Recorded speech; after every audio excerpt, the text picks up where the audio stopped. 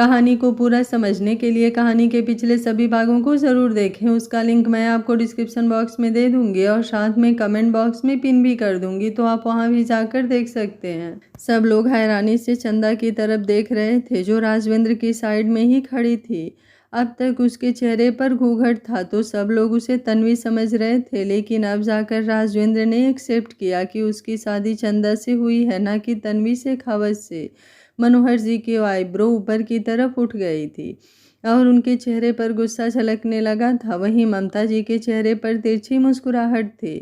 तभी हरिओम शेखावत तेजी से आगे की तरफ आए और राजवेंद्र का गिरेबान पकड़कर बोले, मेरी बेटी कहाँ है? अगर तुम्हें इस दासी से शादी करनी थी तो तुमने मेरी बेटी से शादी करने के लिए हाँ क्यों की? तुम्हारे बाबा ने हमें वादा दिया था कि वो हमारी बेटी की शादी तुमसे करवाएंगे। तुम्हारी हिम्मत भी कैसे हुई वो वादा तोड़ने की? अभी वो बोल ही रहे थे कि राजवेंद्र ने अब उनका हाथ अपने हाथ में थामा और एक झटके से नीचे छोड़ दिया। हरिओम जी एक बार फिर से चिल्लाते हुए बोले, तुम्हें समझ में नहीं आ रहा है क्या? हम तुमसे कुछ पूछ रहे हैं, हमारी बेटी कहाँ है? मैं यहाँ हूँ डैड।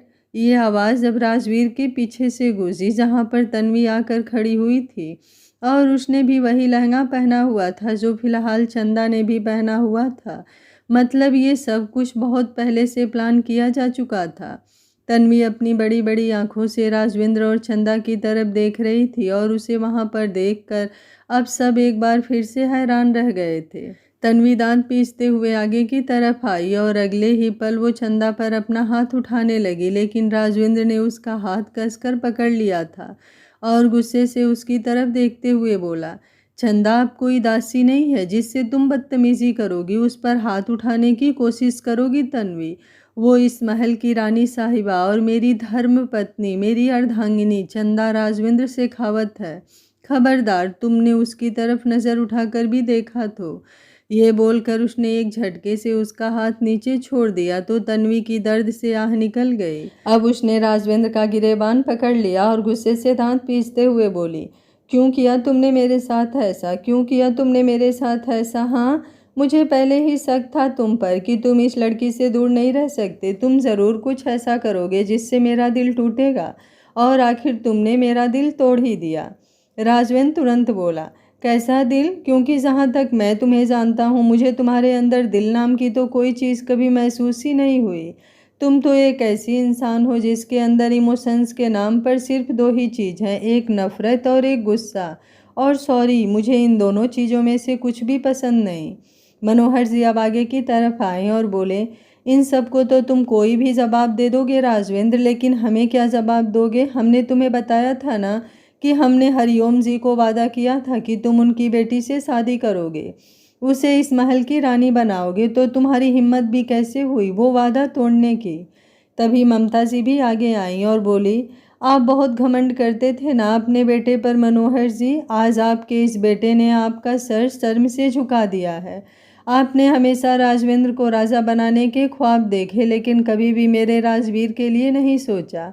आप हमेशा हर एक चीज़ राजवेंद्र के नाम करते हैं, लेकिन आपने राजवीर के बारे में कभी कोई ख्याल नहीं किया। और देखिए, आज आपका बेटा, जिसे आपने अपना सब कुछ दिया, जिसे आप इस महल का राजा बनाने वाले थे, उसने आपके साथ विश्वासघात किया, आपसे लिया हुआ वादा तोड़ दिया। तो अब आप भी अच्छे से फैसला लीजिए मनोहर जी कि आपको इसे राजगद्दी सौंपनी है या फिर इस महल से बाहर निकालना है, क्योंकि मुझे नहीं लगता एक धोखेबाज के लिए इस महल में कोई जगह होगी। ये बोलते हुए ममता जी के चेहरे पर किटिल मुस्कुराहट थी। मनोहर जी ने अपना सर हाँ में हिलाया और बोले, हाँ तुम सही कह रही हो ममता, जिस पर हम अपनी जान न्यौछावर करते रहे, जिसे हम इस महल को सौंपने जा रहे थे, अपना सब कुछ सौंपने जा रहे थे, वो तो हमारा एक वादा तक नहीं संभाल पाया, तो ये राजगद्दी तो क्या ही संभाल पाएगा वो। और धोखा तो धोखा होता है, फिर वो बेशक से किसी होने वाले राजा ने किया हो या फिर प्रजा के किसी आम इंसान ने, सबकी सजा एक ही होनी चाहिए। चंदा ये सारी बातें सुन रही थी और उसका दिल कांप रहा था। उसकी वजह से आज उसके राजा साहब महल से बाहर निकाल दिए जाएंगे, ये सोच सोच कर उसकी जान निकल रही थी। वो जल्दी से आगे आई, मनोहर जी के आगे अपने हाथ जोड़ते हुए बोली, बड़े हुकुम, आप मुझे तब इस महल में लेकर आए थे जब मैं सिर्फ 6 साल की थी। मैंने आज तक अपने बाबा को नहीं देखा, लेकिन जब मैंने राजा साहब पर आपको प्यार लुटाते हुए देखा तो मुझे ऐसा लगता था जैसे मेरे बाबा मुझसे प्यार कर रहे हैं। आज तक आपने जो भी कहा है वो मैंने माना है बड़े हुकुम। मेरी माँ ने मुझे सिखाया था कि मैं इस महल में आकर कोई गलती ना करूं, लेकिन मुझे एक गलती हो गई बड़े हुकुम कि मैंने राजा साहब से प्यार कर लिया। जानबूझकर ये गलती नहीं की मैंने, बस मुझसे हो गई, लेकिन मेरी गलती की सज़ा आप मेरे राजा साहब को मत दीजिए। प्रेम होता ही ऐसा है कि इंसान उसमें एकदम विवश हो जाता है, एकदम बेबस हो जाता है और फिर ऐसा फैसला ले बैठता है जो शायद उसके हित में नहीं होता। लेकिन आप तो बड़े हैं हुकुमना, राजा साहब ने जो फैसला लिया उसके लिए आप उन्हें सज़ा मत दीजिए, आप उनकी गलती को भुला दीजिए। मेरी इस महल में कोई जगह नहीं है तो मैं यहाँ से चली जाऊँगी। मैं आज अभी इसी वक्त इस महल को छोड़कर चली जाऊँगी और कभी यहाँ पर वापस नहीं लौट कर आऊँगी, लेकिन आपके आगे हाथ जोड़ती हूँ, मेरे राजा साहब को कोई सज़ा मत दीजिए। अगर मेरे राजा साहब मुझे ना मिले तो मैं फिर भी जी लूँगी, लेकिन अगर मेरी वजह से मेरे राजा साहब को इस महल से निकाल दिया गया तो मैं जी नहीं पाऊँगी बड़े हुकुम, ये अनर्थ मत कीजिए। ये बोलते हुए चंदा की आंखों से आंसू तेजी से बह रहे थे और उसने अपने हाथ अभी भी मनोहर जी के सामने जोड़े हुए थे। वो बुरी तरह से कांप रही थी। अभी वो बोल ही रही थी कि राजवेंद्र अब बिल्कुल उसके पीछे आकर खड़ा हुआ और मनोहर जी की तरफ देखते हुए बोला, आप मुझे इस महल से निकालना चाहते हैं बाबा, तो आपको मुझे निकालने की ज़रूरत नहीं है, क्योंकि मैं खुद ही ये महल छोड़कर जा रहा हूँ।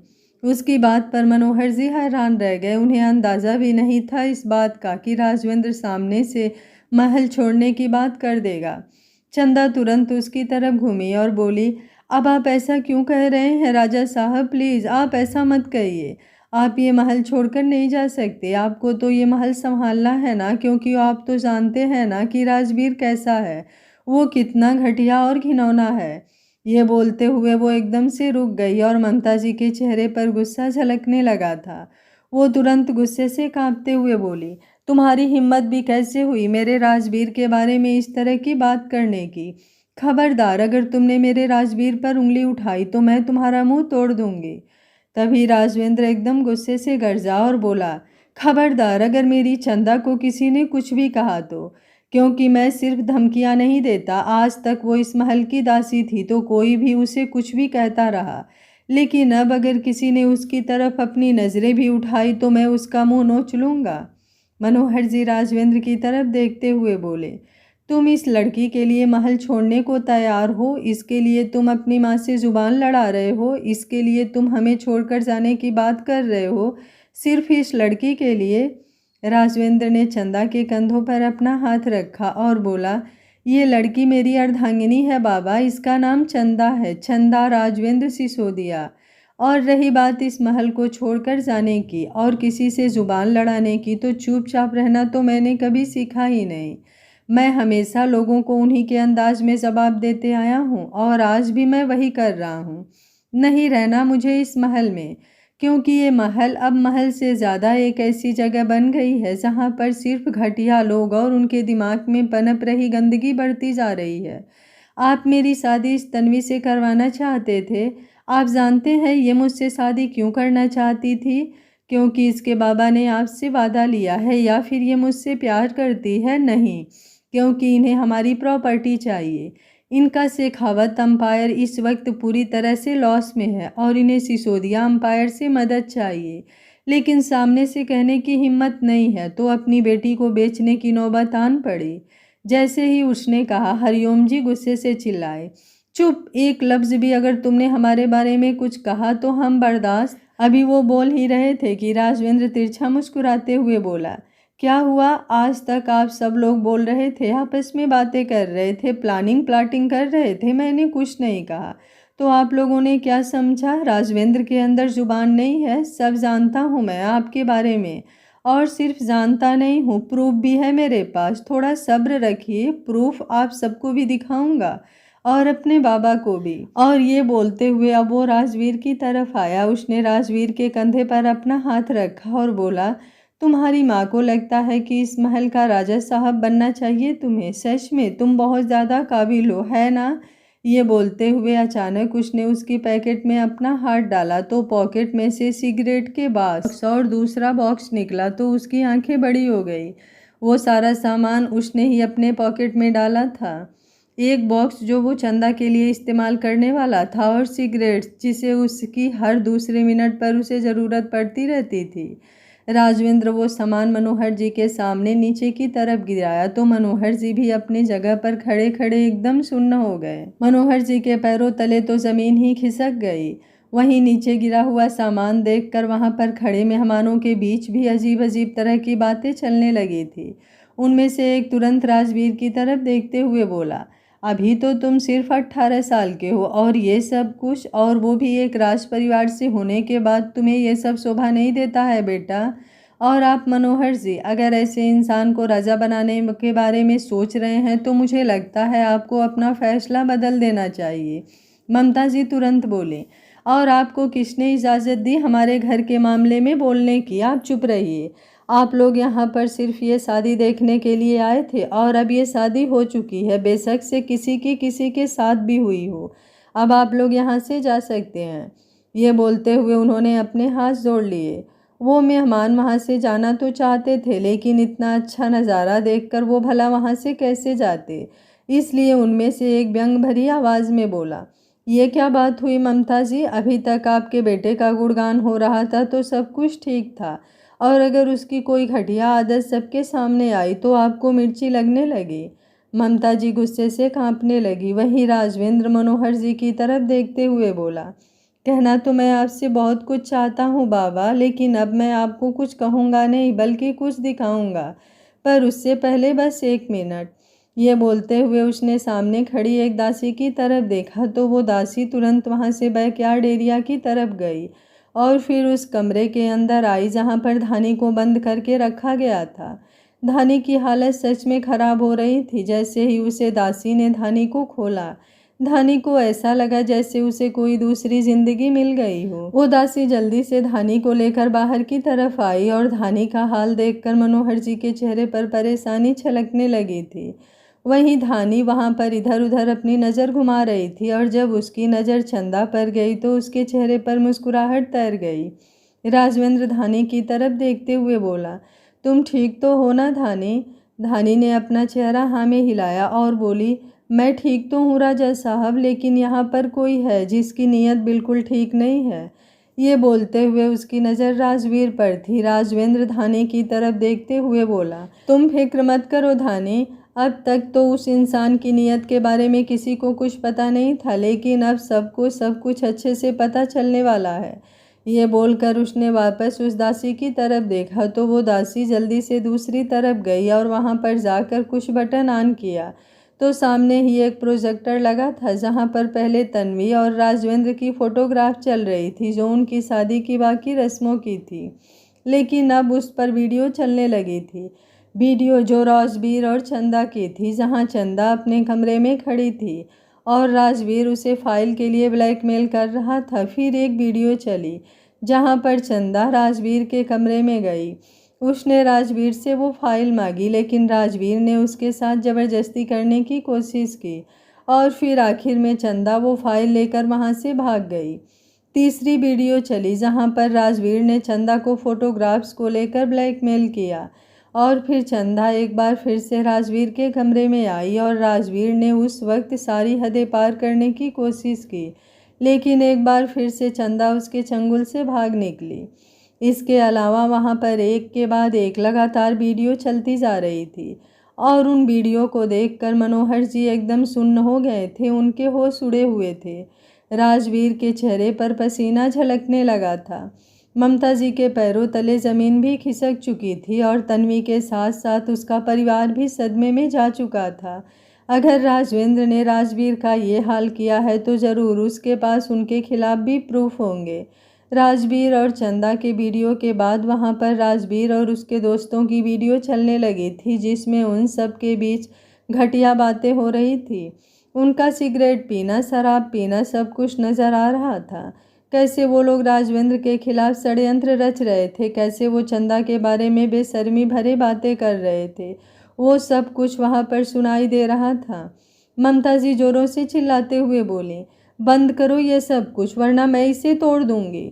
जैसे ही बोलकर वो सामने प्रोजेक्टर की तरफ बढ़ने लगी, राजवेंद्र ने तुरंत वहां पर दासियों को इशारा किया तो वे दासियां जल्दी से ममता जी की तरफ बढ़ गई और उन्होंने उन्हें कसकर पकड़ लिया। ममता जी जोरों से चिल्लाते हुए बोली, तुम हमारे साथ ऐसा नहीं कर सकते, हम यहाँ की रानी साहिबा हैं, ये दासियां हमें ऐसे नहीं पकड़ सकती।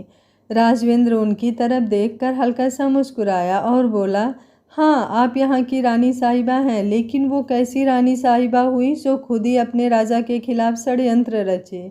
ये बोलकर अब उसने उस प्रोजेक्टर की तरफ देखा और फिर अपने फ़ोन से ही उस वीडियो को चेंज किया जिसमें अब ममता जी और मीना जी के बीच की बातें चल रही थी और फिर उसके बाद ममता जी और तन्वी के बीच की बातें चलने लगी।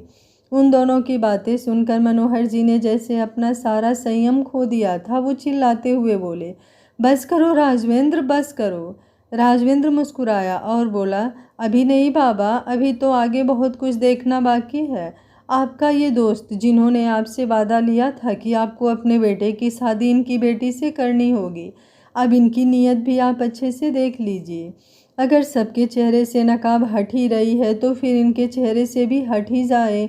ये बोलकर उसने एक बार फिर से वीडियो चेंज की तो अब तन्वी, मिस्टर शेखावत और निकुंज की वीडियो चलने लगी, जहां पर वो तीनों आपस में बात कर रहे थे कि शादी के बाद तन्वी कैसे सिसोदिया एम्पायर को शेखावत एम्पायर से जोड़ेगी, राजवेंद्र को मेंटली ब्लैकमेल करेगी, कैसे वो पूरी प्रॉपर्टी धीरे धीरे शेखावत के नाम करवाएगी और फिर राजवेंद्र को और उसके पूरे परिवार को धक्के मारकर इस महल से बाहर निकाल देगी।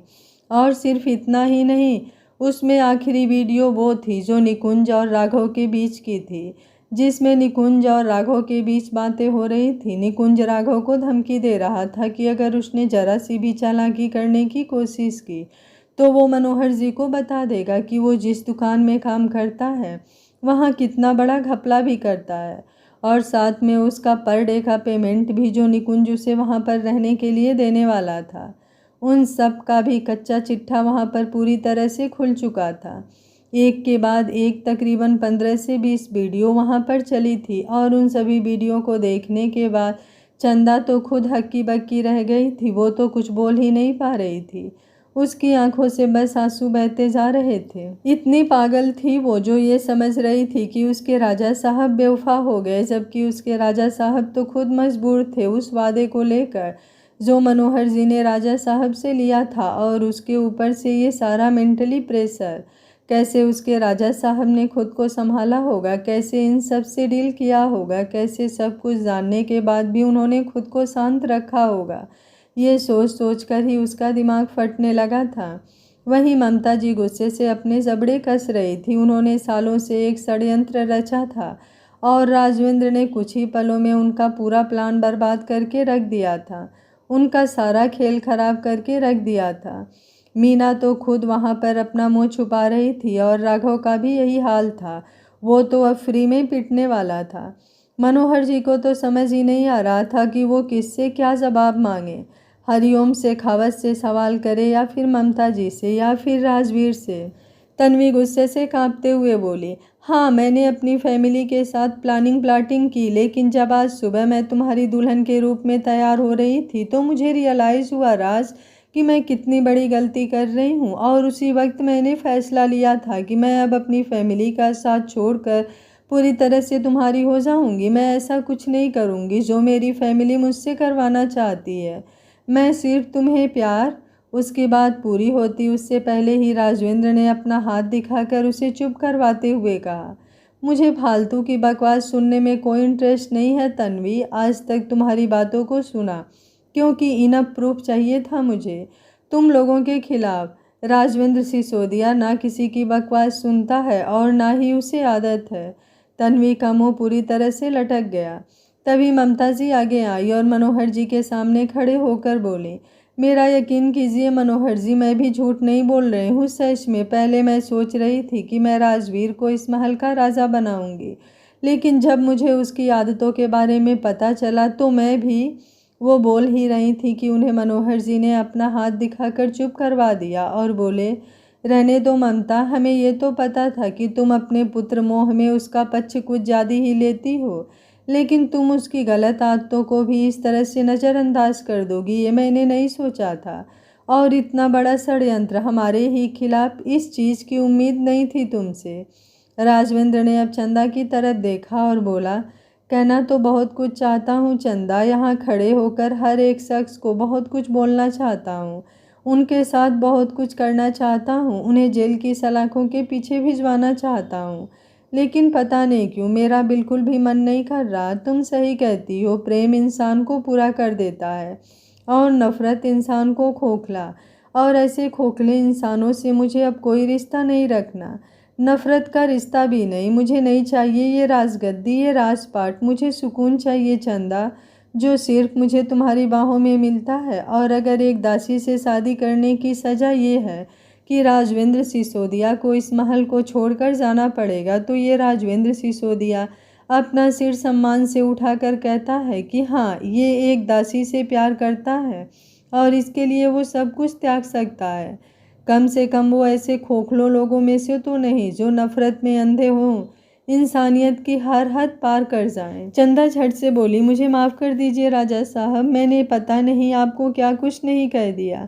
मैं ये सोच रही थी कि आपने मुझे अपनी। उसकी बात पूरी होती उससे पहले ही राजेंद्र ने उसके होठों पर अपनी उंगली रख दी और बोला, मत कहना चंदा, कुछ भी मत कहना। पहले भी तुम 2-3 बार ये लफ्ज़ अपने होठों से निकाल चुकी हो और सिर्फ मैं ही जानता हूँ कि मैंने कैसे इस लफ्ज़ को बर्दाश्त किया है। अब अगर तुमने कहा तो नहीं बर्दाश्त कर पाऊँगा।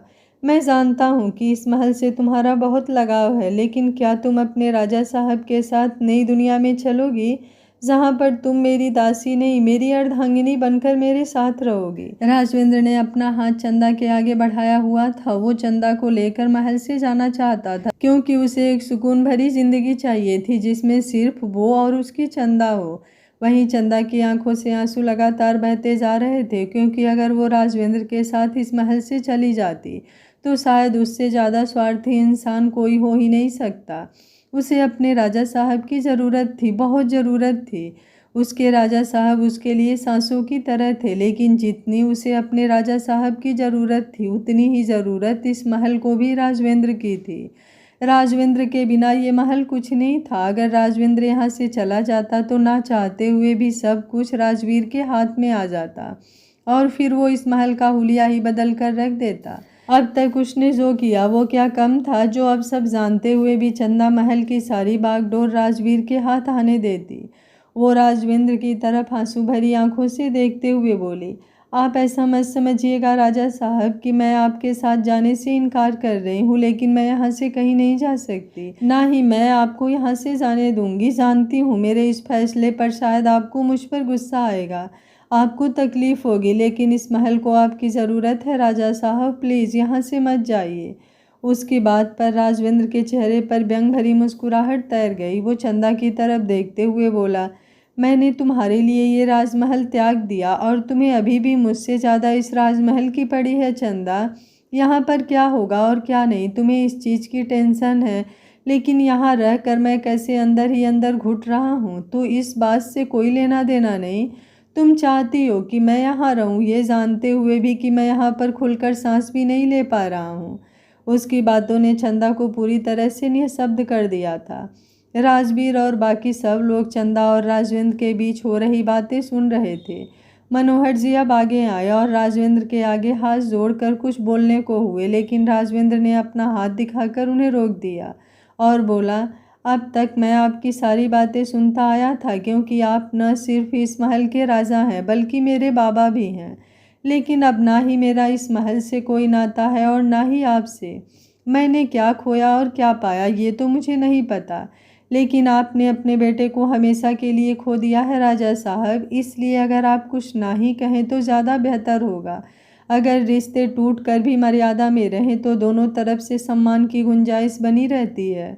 उसकी बात पर मनोहर जी की आंखों से आंसू आ गए। वो रोते हुए बोले, माफ़ कर दो राजवेंद्र, मैंने तुम्हारे साथ ज़बरदस्ती की। मैं चाहता था कि तुम्हारी शादी तन्वी से हो जाए, लेकिन मुझे नहीं पता था कि इन लोगों के इरादे ऐसे हैं। अगर मुझे पहले पता होता तो। राजवेंद्र तुरंत बोला, आपको तो अभी भी नहीं पता था, आपको तो कभी कुछ पता ही नहीं होता बाबा। आपको कहाँ पता था कि आपके 4 साल के राजवेंद्र को एक माँ की ज़रूरत है, ना कि सौतेली माँ की। आपको कहाँ पता था कि आपका राजवेंद्र इस महल की शानो शौकत सिसोदिया अम्पायर आपकी बेशुमार धन दौलत से ज़्यादा उस लड़की से प्यार करता है जिसने खुद 6 साल की होकर उसे एक माँ का आंचल दिया था। आपको कहाँ पता होगा कि आपके सामने आपकी बीवी बनकर रहने वाली औरत आपके ही खिलाफ षड्यंत्र रच रही है। आपको कहाँ पता होगा कि आपका ये होनहार बेटा दिल्ली और बेंगलुरु में पढ़ाई के नाम पर आवारागर्दी कर रहा है। पर अगर आपको नहीं पता तो आपको पता लगाना चाहिए था ना बाबा, लेकिन आपने कहा कुछ ज़रूरी समझा। आपने तो सिर्फ एक चीज़ ज़रूरी समझी, अपना वादा निभाना, और उस वादे को निभाने के चक्कर में अपने ही बेटे की आहुति दे देना। जो मैंने आज किया वो बहुत पहले भी कर सकता था बाबा, लेकिन सिर्फ आपको तकलीफ ना पहुँचे, आपका मेरे ऊपर से भरोसा ना उठे, क्योंकि मुझे ये भी पता था कि मैं अपनी बातों से खुद पर यकीन नहीं दिला पाऊँगा आपको, इसलिए प्रूफ के साथ ही आपके पास आऊँगा। और इन दिनों में मेरी चंदा ने 2 तकलीफ़ें सही हैं, उन्हीं तकलीफ़ों में मैं हज़ारों मौत मरा हूँ बाबा, हज़ारों मौत। चाहता तो उसके ऊपर उठने वाले हर उंगली को तोड़ सकता था, चाहता तो उसके ऊपर उठने वाले हर आँखों को निकाल सकता था, लेकिन सिर्फ आपके लिए बाबा, सिर्फ आपके लिए मैंने ये सबूत जुटाए और ये सारा तकलीफ़ें बर्दाश्त किया। बेशक से पहले आपको कुछ नहीं पता था, लेकिन अब तो आपको सब कुछ पता है ना। आपके आसपास रहने वाले लोगों की नीयत से आप भली भांति परिचित हो गए हैं, तो आप अपना ये राजपाट संभालिए और यहाँ से मुझे विदा दीजिए। उसकी बात सुनते हुए चंदा की आंखों से आंसू अभी भी लगातार बह रहे थे। वहीं मनोहर, जो भी हद से ज़्यादा शर्मिंदगी महसूस कर रहे थे। राजवेंद्र की आखिरी बात ने तो जैसे उन दोनों की सांसें ही खींच ली थी। राजवेंद्र चंदा की तरफ देखते हुए बोला, मैं तुमसे आखिरी बार पूछ रहा हूँ चंदा, तुम ये महल छोड़कर मेरे साथ चलने के लिए तैयार हो या नहीं? चंदा हैरानी से उसकी तरफ देखने लगी। राजवेंद्र एक बार फिर से बोला, मैं फैसला ले चुका हूँ चंदा, और मेरा फैसला नहीं बदलेगा। मैं इस महल में नहीं रहूँगा। अगर तुम चाहती हो कि तुम मेरी अर्धांगिनी बनकर मेरे साथ रहो तो तुम्हें मेरे साथ चलना होगा, सब कुछ छोड़कर हमारी एक अलग और नई दुनिया में। और अगर तुम यहाँ पर रहने का फैसला करती हो तो तुम्हारा और मेरा रिश्ता यहीं खत्म। चंदा का दिल धक सा रह गया। तन्वी ये सब सुनकर मन ही मन खुश हो रही थी कि बेशक से वो राजवेंद्र के साथ शादी नहीं कर पाई और उसका सारा कच्चा चिट्ठा सबके सामने आ चुका था, लेकिन उन दोनों को अलग होते हुए देख उसे एक अलग ही सुकून मिल रहा था। उसके चेहरे पर ही नजर आ रहा था कि वो कितनी ज़्यादा खुश है। वहीं चंदा अपने राजा साहब के बिना जीने का सोच भी नहीं सकती थी, लेकिन तभी उसकी नज़र मनोहर जी पर गई, जिन्होंने अब अपने हाथ चंदा के आगे जोड़ लिए थे, क्योंकि वो जानते थे कि अगर चंदा राजवेंद्र के साथ नहीं गई तो शायद राजवेंद्र का फैसला बदल जाए। अब उनकी सारी उम्मीदें चंदा पर ही थीं, और चंदा को भी कहीं ना कहीं यही लग रहा था कि शायद उसके ना करने पर राजवेंद्र अपना फैसला बदल ले। उसने धीमे से अपना चेहरा नामे हिला दिया और राजवेंद्र अब एक बार फिर व्यंग से हंसा।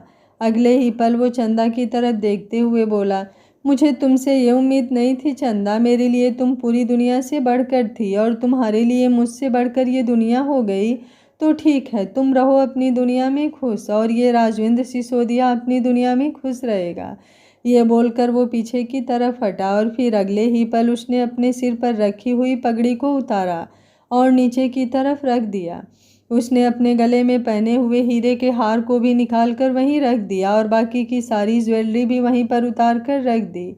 चंदा हैरानी से उसकी तरफ देख रही थी। ममता जी के चेहरे पर एक बार फिर से शैतानी मुस्कुराहट आ गई थी, लेकिन फिलहाल उन्होंने अपने आप को कंट्रोल में रखा हुआ था। अगर राजवेंद्र खुद ही यहाँ से चला जाएगा तो मनोहर जी के पास और ऑप्शन ही नहीं रहेगा राजवीर को इस महल का राजा बनाने के अलावा, इसलिए वो खुश हो रही थी। वहीं राजवेंद्र ने अब गहरी सांस ली और दरवाजे की तरफ बढ़ गया। चंदा ने उसे रोकने की कोशिश की, लेकिन राजवेंद्र ने अपना हाथ दिखाकर उसे चुप करवा दिया। उसकी आंखें इस वक्त बेहद गहरी लाल थी। मनोहर जी भी उसे जाते हुए देख रहे थे। राजवेंद्र अपने कदम दरवाजे की तरफ बढ़ा चुका था। जैसे ही वो वहां से निकलने को हुआ, पीछे से चंदा जोरों से चिल्लाई, राजा साहब। उसका चिल्लाना सुनकर राजवेंद्र ने पलटकर पीछे की तरफ देखा। अगले ही पल उसकी आंखें बड़ी हो गई। सामने चंदा जो मनोहर जी को संभालने की कोशिश कर रही थी और मनोहर जी नीचे की तरफ गिरते जा रहे थे। उन्होंने अपने सीने पर अपना हाथ रखा हुआ था और उनके चेहरे पर दर्द साफ झलक रहा था। वो दर्द में बुरी तरह तड़प रहे थे। राजवीर की नज़रें भी मनोहर जी पर जा रही थी, लेकिन वो उन्हें संभालने के लिए आगे तक नहीं आ रहा था, क्योंकि अगर मनोहर जी जिंदा रहते तो उन्हें राजवीर को राजगद्दी पर बिठाना पड़ता।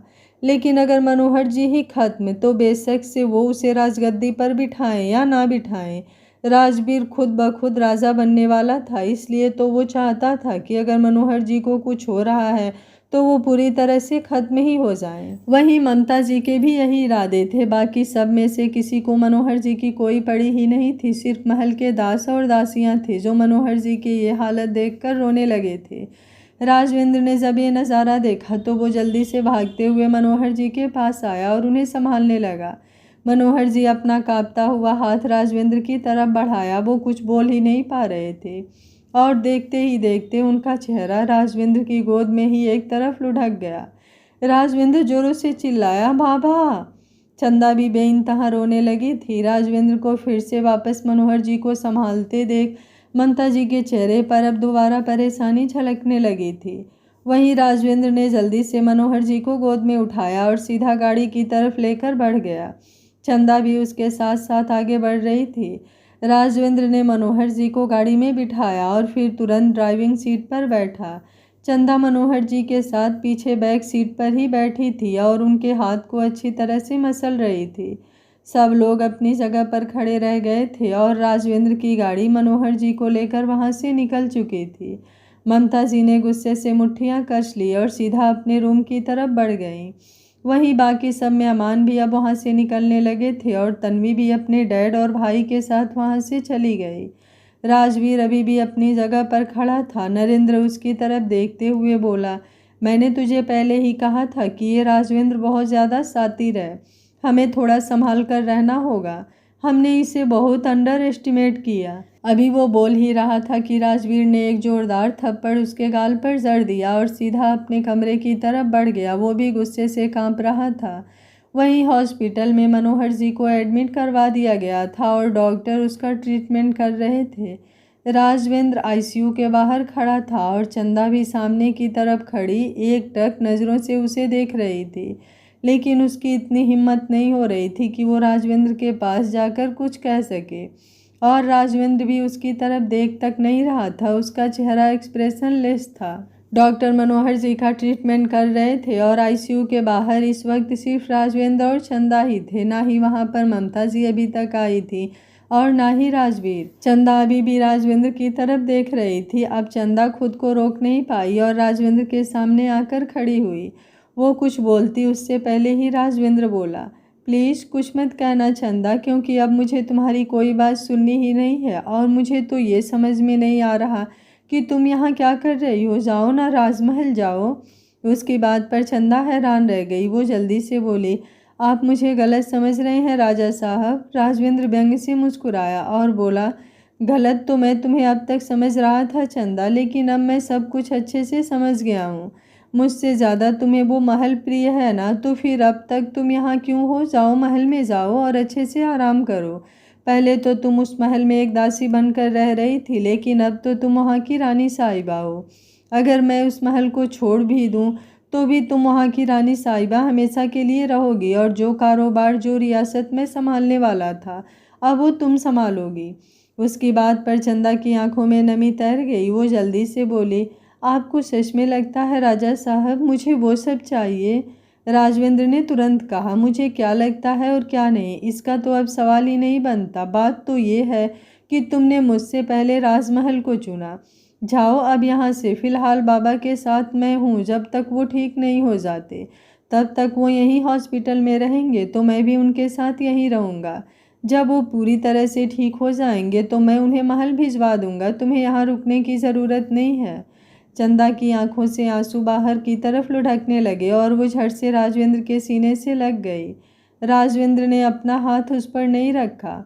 चंदा रोते हुए बोली, माफ़ कर दीजिए ना राजा साहब, क्यों नाराज़ हो रहे हैं आप मुझसे।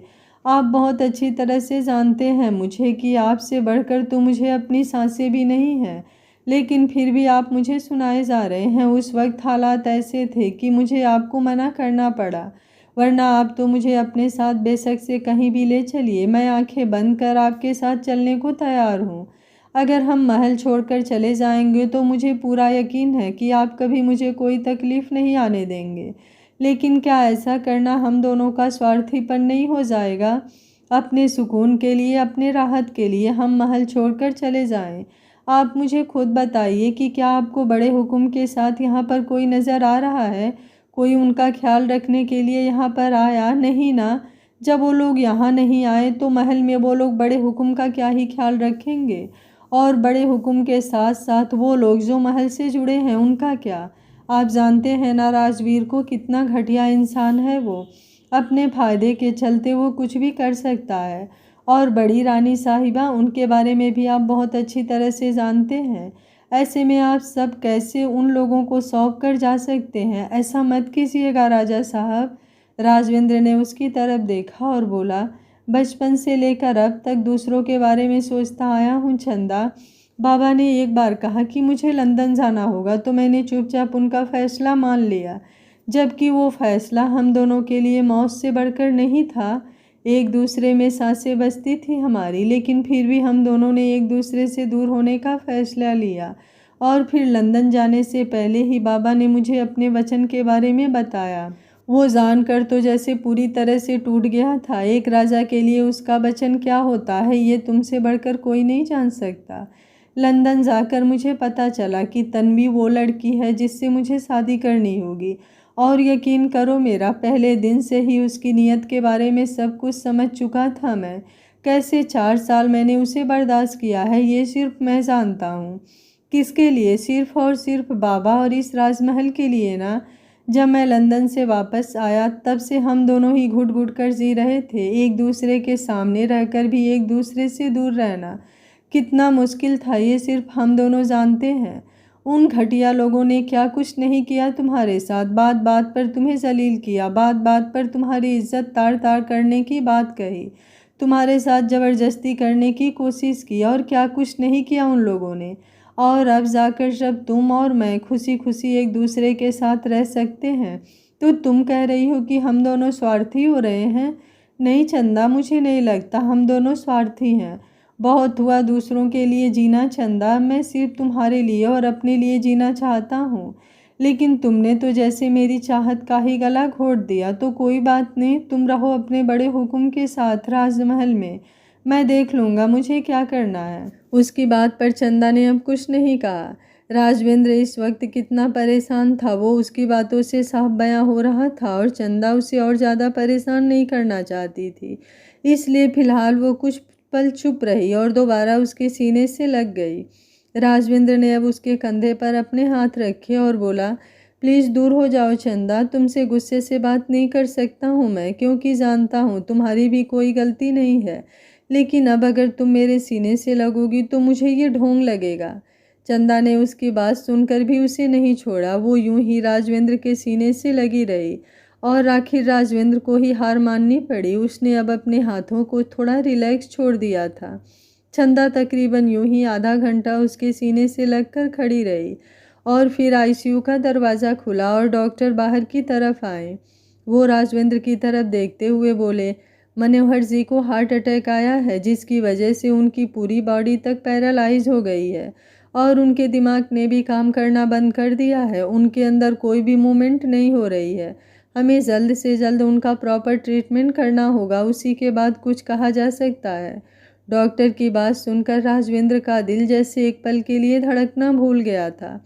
वो बस यही नहीं चाहता था कि उन घटिया लोगों की वजह से उसके बाबा को हर्ट हो, और आखिर यही हो रहा था। उसकी आंखों में नमी तैर गई थी, चंदा की आंखों में भी आंसू थे। राजवेंद्र ने एक गहरी सांस ली और बोला, आप बाबा का ट्रीटमेंट शुरू कीजिए, उन्हें कुछ नहीं होना चाहिए। डॉक्टर ने अपना चेहरा हाँ में हिलाया और फिर वापस अंदर की तरफ चले गए। उसके जाने के बाद राजवेंद्र एक बार फिर से दीवार से लग गया। चंदा उसके पास आई और उसके सीने पर अपना हाथ रखकर बोली, आप फिक्र मत कीजिए राजा साहब, सब कुछ ठीक हो जाएगा, बड़े हुक्म को कुछ नहीं होगा। वो पूरी तरह से ठीक हो जाएंगे। राजवेंद्र ने उसकी तरफ देखा। चंदा जो उसे हिम्मत दे रही थी इस वक्त खुद कैसा महसूस कर रही होगी वो बहुत अच्छी तरह से जानता था। वो बेशक से उसके बाबा को बड़े हुक्म कहती थी लेकिन वो उसके लिए भी बाबा ही थे। उसने अपने बाबा को तो कभी नहीं देखा, हमेशा से राजवेंद्र के बाबा में ही उसने अपने बाबा को देखा था। उसने एक गहरी सांस ली और फिर अपनी आंखों को बंद कर लिया। वहीं दूसरी तरफ राजमहल ममता जी गुस्से से कांपते हुए इधर उधर टहल रही थी। तभी मीना वहां पर आई और ममता जी के सामने आकर खड़ी हो गई। ममता जी गुस्से से बोली, दफ़ा हो जाओ यहाँ से, फिलहाल मेरा किसी से बात करने का मन नहीं है। मीना जल्दी से बोली, लेकिन आपको मेरी बात सुननी होगी बड़ी रानी साहिबा, क्योंकि इस बार बात आपके फ़ायदे की है। ममता जी ने गुस्से से जबड़े कस लिए। मीना तुरंत बोली, इस वक्त बड़े राजा साहब की हालत बहुत ज़्यादा ख़राब है, वो हॉस्पिटल में भर्ती हैं, लेकिन अभी तक ना ही आप हॉस्पिटल गई और ना ही छोटे हुकुम। अगर ऐसा ही चलता रहा तो आप सच में सब कुछ खो दूंगी। भूलिए मत कि एक रानी साहिबा तब तक ताकतवर होती है जब तक उसके पीछे राजा साहब खड़े हों। अभी जिस तरह से आपका सच सबके सामने आया है, आपको थोड़ा झुकना पड़ेगा ताकि आप अपने अगले बार की तैयारी कर सके। आपको बड़े राजा साहब को अभी भी अपने कंट्रोल में रखना होगा। अगर वो आपके हाथ से निकले तो ये सब कुछ आपके हाथ से निकल जाएगा। इसलिए फ़िलहाल थोड़ा झुक जाइए और जाकर सब कुछ संभालिए, वरना कहीं ऐसा ना हो वो राजवेंद्र और चंदा दोनों पूरी तरह से इस महल पर अपनी हुकूमत करने लगे। मैं तो कहती हूँ छोटे हुकुम को भी अपने साथ ले जाइएगा और दिखा दीजिए कि आप लोगों ने हार नहीं मानी है। अभी भी बहुत कुछ बाकी है और दांव कभी भी पलट सकता है। उसकी बातें सुनते हुए ममता जी का दिमाग एक बार फिर से चलने लगा था। वो तुरंत अपने रूम से बाहर निकली और सीधा राजवीर के कमरे की तरफ बढ़ गई। वहीं राजवीर फिलहाल बेड पर बैठा था और स्मोक कर रहा था। जैसे ही दरवाज़ा खुला वो थोड़ा चौंक गया, लेकिन सामने ममता जी को देखकर उसने राहत की एक सांस ली और खड़ा होकर बोला, अब आप यहाँ क्यों आई हैं? ममता जी उसके बिल्कुल सामने आकर खड़ी हुई। उन्होंने एक नज़र राजवीर के हाथ में जलती हुई सिगरेट को देखा और फिर दूसरे ही पल एक जोरदार थप्पड़ उन्होंने राजवीर के गाल पर जड़ दिया। राजवीर गुस्से से कांप उठा। उसने अपने गाल पर अपना हाथ रख लिया था और दूसरे ही पल वो ममता जी पर वार करने को हुआ तो ममता जी ठगी की ठगी रह गईं। वो अपनी बड़ी बड़ी आंखों से राजवीर की तरफ देख रही थी। एक पल के लिए वो भी थोड़ा पीछे हट गई थी।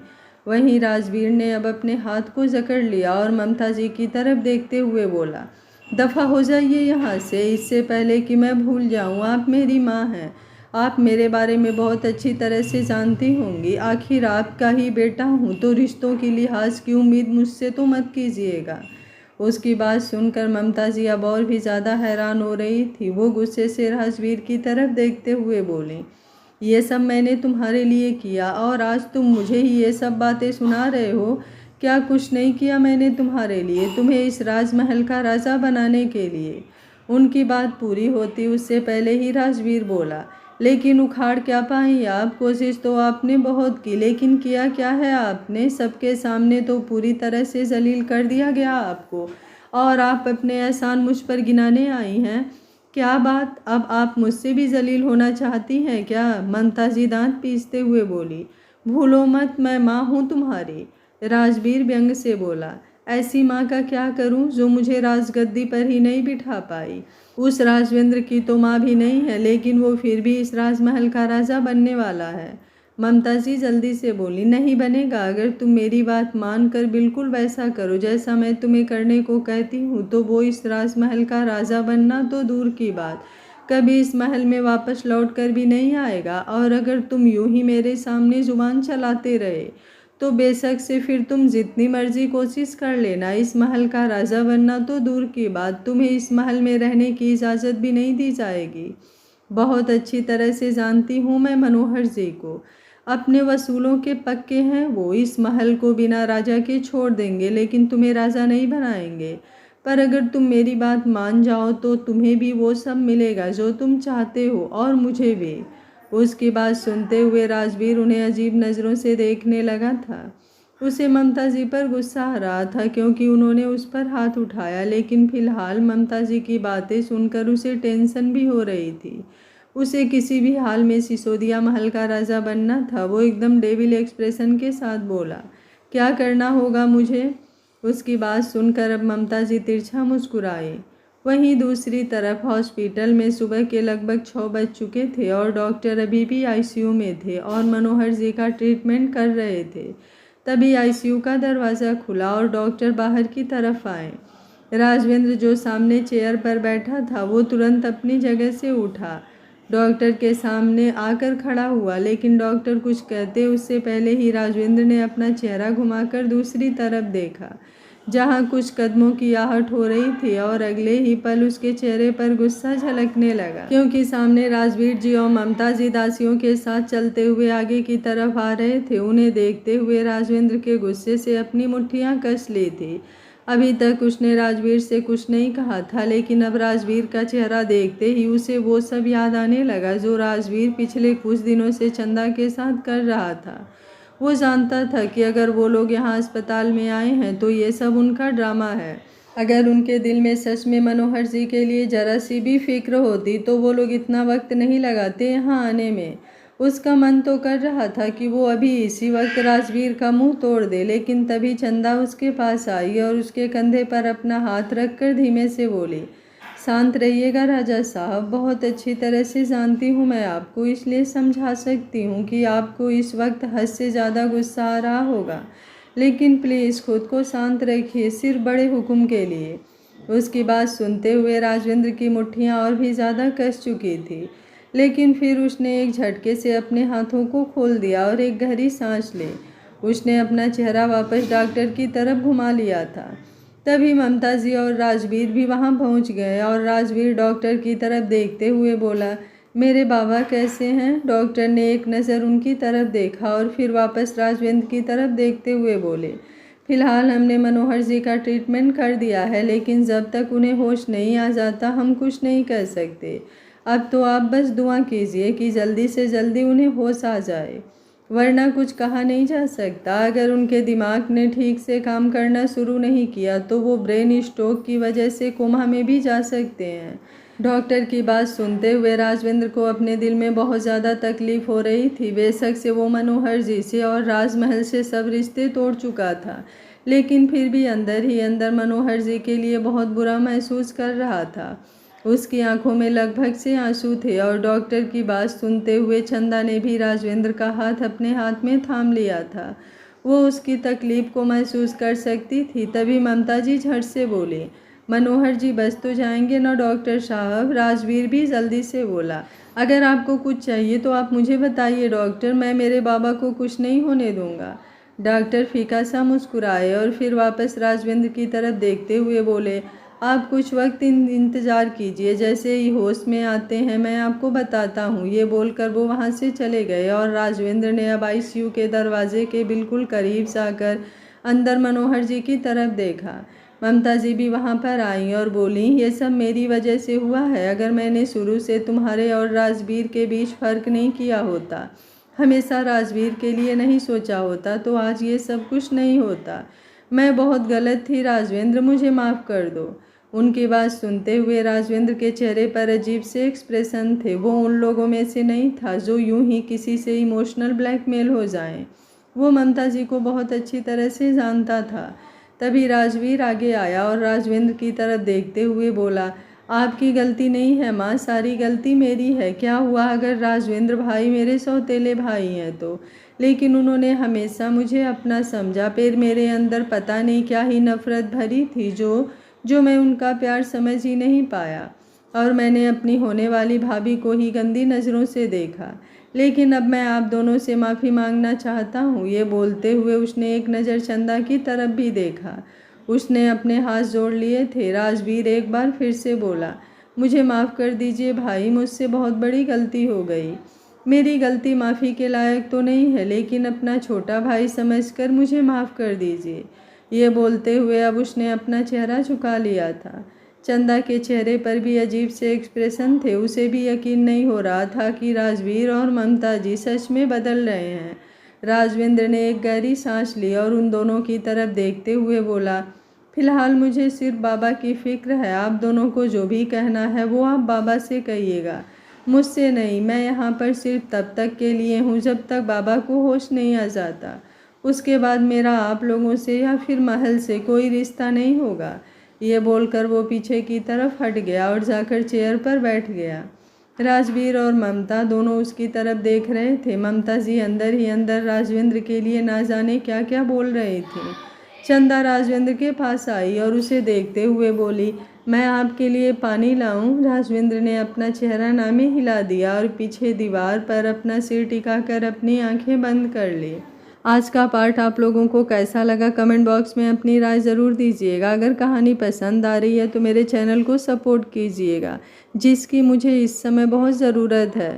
Thank you for watching. मिलते हैं कहानी के अगले भाग में।